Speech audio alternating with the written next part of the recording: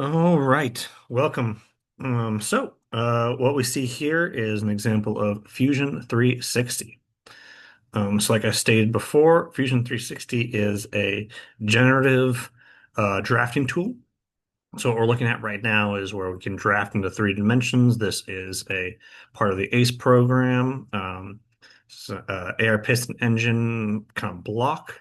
So this is a previously a thing that I've drafted out utilizing this program. But here we can utilize design, we can utilize generative AI, so we can kind of help us work in place. We can render it as if it's going to do certain actions, similar with animation. We can also use it to simulate and manufacture certain steps.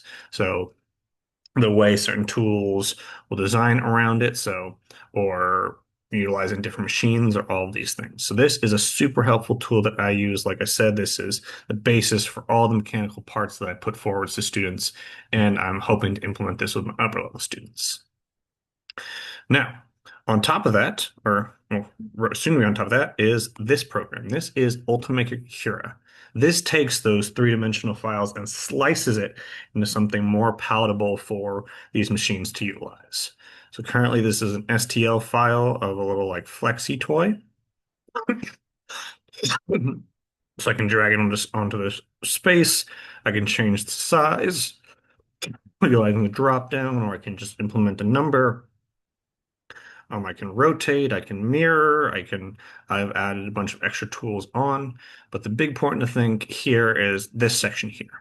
And this is where I tell it how much infill, the patterning, the resolution, like the step, like each layer line, if I want adhesion or supports. So this is really setting this up to take it from this digital step to the physical step. So this is how my students can test out, use their kind of lab testing skills. This is how they can actually implement these 3D designs. So, I make a lot of 3D designs. I'll make flexi tools, but the kids always want them, so they have to learn this program in order to utilize that. So this is not only something that I use for these programs, but this is what the students have to use in order to learn these programs.